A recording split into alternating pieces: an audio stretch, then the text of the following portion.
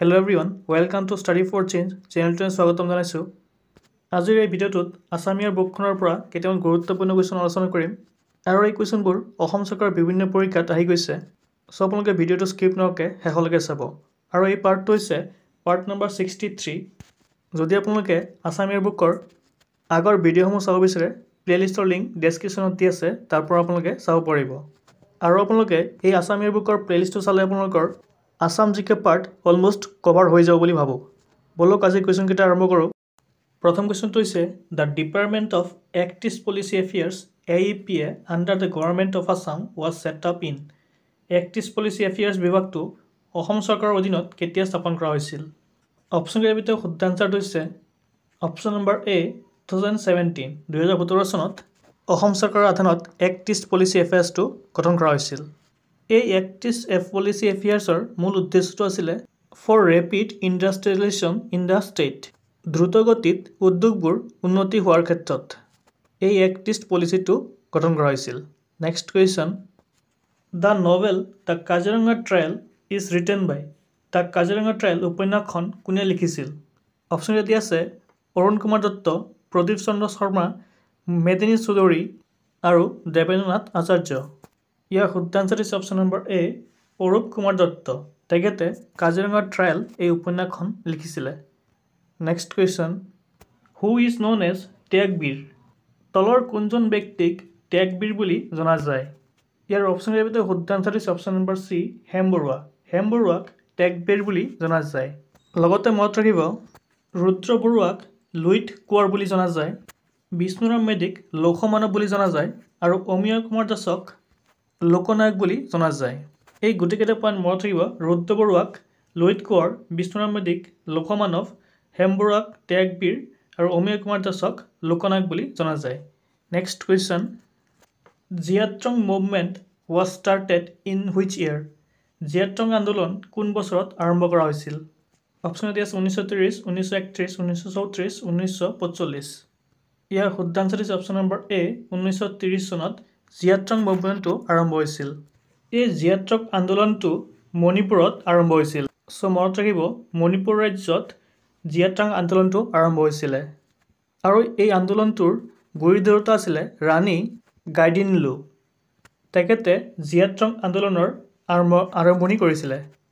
Next question we often hear the term CTC in the context of Assam tea. What does CTC stand for? আমি প্ৰায় অসম চাহৰ সন্দৰ্ভত CTC শব্দটো শুনিবলৈ পাওঁ। CTCয়ে কি বুজায়? অপশ্যন দি আছে curl, tear, crush, check, thresh, curl. Crush, tear, curl, check, tear, curl. ইয়াৰ শুদ্ধ আনচাৰটো হৈছে option number C crush, tear and curl. CTCয়ে ক্ৰাছ, টিয়াৰ, কাৰ্ল এইটোৱে বুজায়। এই কুৱেশ্যনটো বহুত ইম্পৰ্টেণ্ট কুৱেশ্যন, মনত ৰাখিব। Next question which Ahom king had the shortest reign of 21 days। কোনজন ৰজাৰ ৰাজত্ব আটাইতকৈ কম আছিলে 21 দিনৰ? মানে আহোমৰ ৰজাসকলৰ ভিতৰত কোনে আটাইতকৈ কম দিনৰ বাবে ৰাজত্ব কৰিছিলে? মাত্ৰ 21 দিনৰ আছিলে। অপশ্যন দিছে গদাধৰ সিংহ, চামগুৰিয়া ৰজা, প্ৰমত্ত সিংহ, চুহুংমুং। ইয়াৰ শুদ্ধ আনচাৰ হৈছে অপশ্যন নম্বৰ B চামগুৰিয়া ৰজা। ৰজাটো ইয়াত থাকি গ'ল।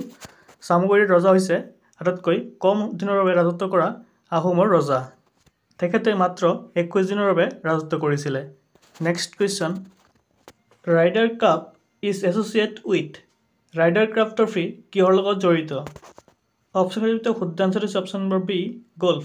গল্ফ খেলৰ লগত ৰাইডাৰ ট্ৰফিটো জড়িত হৈ আছে। এনেকুৱা ধৰণৰ কুৱেশ্যন আপোনালোকে পৰীক্ষাত এটা পাবই। চ' কোনটো খেলৰ লগত কোনটো ট্ৰফি জড়িত হৈছে সেইটো চাই যাব। Next question Mahatma Gandhi first visited Assam in which year. Mahatma গান্ধীয়ে প্ৰথম অসম ভ্ৰমণ কিমান চনত কৰিছিলে? অপশ্যন দিয়া আছে 1918, 1919, 1920, 1921। ইয়াৰ অপশ্যনৰ শুদ্ধ আনচাৰটো হৈছে অপশ্যন নম্বৰ D 1921 চন। 1921 চনত মহাত্মা গান্ধীয়ে প্ৰথমবাৰৰ বাবে অসম ভ্ৰমণ কৰিছিলে। মহাত্মা গান্ধীয়ে অসমলৈ মুঠ 4বাৰ আহিছিলে। তাৰে প্ৰথমটো হৈছে 1921 চন, দ্বিতীয়টো হৈছে 1926 চন, তৃতীয়টো হৈছে 1934 চন আৰু চতুৰ্থটো হৈছে 1946 চন।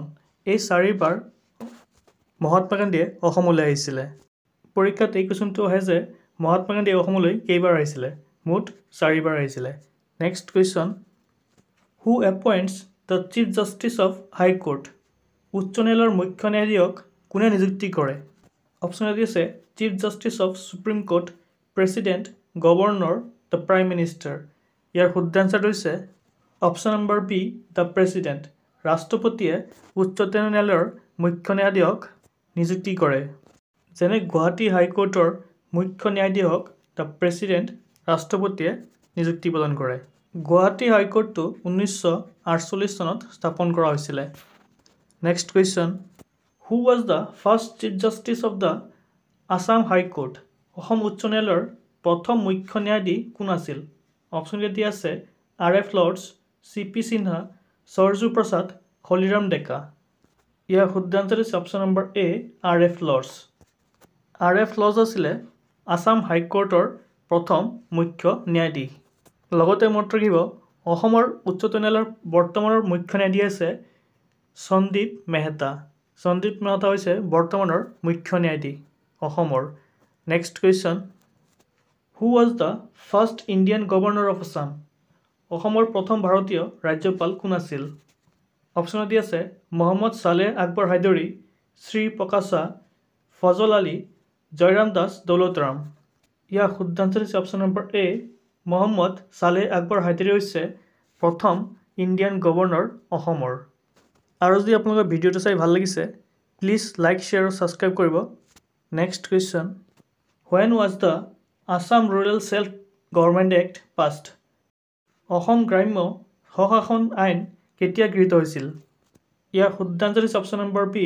1926 চনত অসম গ্ৰাম্য স্বশাসন আইন গৃহীত হৈছিল লগতে আৰু এটা কুৱেশ্যন সোধে the Assam rural self government act কোনটো এক্টৰ দ্বাৰা পাছ হৈছিলে মনত ৰাখিব government of India act 1919 actor দ্বাৰা গভৰ্ণমেণ্ট অফ ইণ্ডিয়া এক্ট 1919 চনৰ আইনৰ দ্বাৰা আছাম ৰুৰেল ছেল্ফ গভৰ্ণমেণ্ট এক্টটো পাছ হৈছিল আৰু এই এক্টটো 1926 চনত গৃহীত হৈছিল next question how many districts in Assam head before the independence in 1947 1947 চনত স্বাধীনতাৰ আগতে অসমৰ কিমানখন জিলা আছিল ইয়াৰ শুদ্ধ আনচাৰ হৈছে অপশ্যন নম্বৰ ডি 13খন জিলা আছিলে 1947 চনত ভাৰত স্বাধীনতা হোৱাৰ আগত অসমৰ জিলাৰ সংখ্যা next question the Assam public service commission APSC came into existence on Assam লোকসেৱা আয়োগ আজিৰ অস্তিত্বলৈ কেতিয়া আহিছিল অপশ্যন কেইটাৰ ভিতৰত শুদ্ধ আনচাৰ হৈছে অপশ্যন নম্বৰ এ 1 এপ্ৰিল 1937 এই APSC পোষ্টটো গভৰ্ণমেণ্ট অফ ইণ্ডিয়া এক্ট 1935ৰ দ্বাৰা গৃহীত হৈছিল আপোনালোকে এই এক্টটো মনত ৰাখিব ইম্পৰ্টেণ্ট হয় next question in which year the legislative council of Assam was created কোন চনত অসমৰ বিধান পৰিষদ গঠন কৰা হৈছিল ইয়াৰ অপশ্যন কেইটাৰ শুদ্ধ আনচাৰ হৈছে অপশ্যন নম্বৰ বি 1913 চনত অসম বিধান পৰিষদটো গঠন কৰা হৈছিলে আৰু অসম বিধান পৰিষদটো শ্বিলঙত অৱস্থিত আছিলে কিয়নো তেতিয়া আমাৰ বিধান পৰিষদটো শ্বিলঙত আছিলে next question who presented the Assam official language bill to make Assamese as the sole official language of Assam Asomiya অসমৰ একমাত্ৰ চৰকাৰী ভাষা হিচাপে গঢ়ি তুলিবলৈ কোনে অসমৰ চৰকাৰী ভাষা বিধেয়ক উপস্থাপন কৰিছিল অপশ্যন এ আছে গোপীনাথ বৰদলৈ বিষ্ণুৰাম মেধি শৰৎ চন্দ্ৰ সিংহ বিমলা প্ৰসাদ চলিহা ইয়াৰ শুদ্ধ আনচাৰ হৈছে অপশ্যন নম্বৰ ডি বিমলা প্ৰসাদ চলিহা তেখেতে অসমীয়া অসমৰ চৰকাৰী ভাষা হিচাপে গঢ়ি তুলিবলৈ অসম চৰকাৰী ভাষা বিধেয়ক উপস্থাপন কৰিছিলে এই আছামিজ লেংগুৱেজ এক্টটো 1960 চনত উপস্থাপন কৰা হৈছিলে বহুত ইম্পৰ্টেণ্ট কুৱেশ্যন হয় এইটো next question which state was separated from Assam in 1963 1963 চনত কোনখন ৰাজ্য অসমৰ পৰা পৃথক হৈছিল অপশ্যন এ আছে নাগালেণ্ড মেঘালয়া ত্ৰিপুৰা মণিপুৰ ইয়াৰ শুদ্ধ আনচাৰ হৈছে অপশ্যন নম্বৰ এ নাগালেণ্ড হৈছে অসমৰ পৰা পৃথক হোৱা প্ৰথমখন ৰাজ্য আৰু মেঘালয় ত্ৰিপুৰা মণিপুৰ এই তিনিখন হৈছে 1972ত ছেপাৰেট হৈছিলে নাগালেণ্ডখন 1963ত ছেপাৰেট হৈছিলে অসমৰ পৰা next question in which year The All Assam Student Union ASU established as a formal organization and adopted its constitution. কোন বছৰত সদৌ অসম ছাত্ৰ সংস্থাই এক অনানুষ্ঠানিক সংগঠন হিচাপে প্ৰতিষ্ঠা কৰিছিল আৰু ইয়াৰ সংবিধান গ্ৰহণ কৰিছিল? ইয়াৰ শুদ্ধ answer is option number B 1967 চন। 1967 চনত সদৌ অসম ছাত্ৰ সন্থাই এক আনুষ্ঠানিক সংগঠন হিচাপে প্ৰতিষ্ঠা কৰিছিল আৰু সংবিধানখন গ্ৰহণ কৰিছিল। Next question, When was Assam separated from Bengal Presidency? অসমক কেতিয়া বেংগল প্ৰেচিডেন্সিৰ পৰা পৃথক কৰা হৈছিল? অপশ্যন এ আছে 1854, 1874, 1901, 1947। ইয়াৰ শুদ্ধ answer is option number B 1874 চনত অসমক বেংগল প্ৰেচিডেন্সিৰ পৰা পৃথক কৰা হৈছিল। Next question, in which of the following year the Assam state institution of panchayat and rural development was established? কোন বছৰত অসম ৰাজ্যিক পঞ্চায়ত আৰু গ্ৰামোন্নয়ন প্ৰতিষ্ঠান স্থাপন কৰা হৈছিল?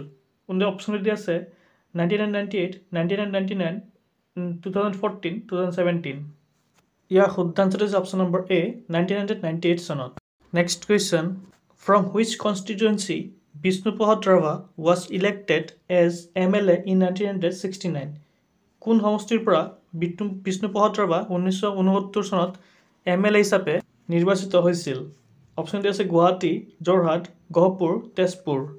এই কুৱেশ্যনটো আপোনালোকৰ বাবে ইয়াৰ শুদ্ধ আনচাৰটো আপোনালোকে কমেণ্ট বক্সত কমেণ্ট কৰি জনাব।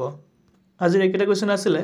যদি ভিডিঅ' চাই ভাল লাগিছে প্লিজ লাইক, শ্বেয়াৰ আৰু ছাবস্ক্ৰাইব কৰিব আৰু এনেকুৱা ধৰণৰ ভিডিঅ' পাই থাকিবলৈ থেংক ইউ ফৰ ৱাচিং।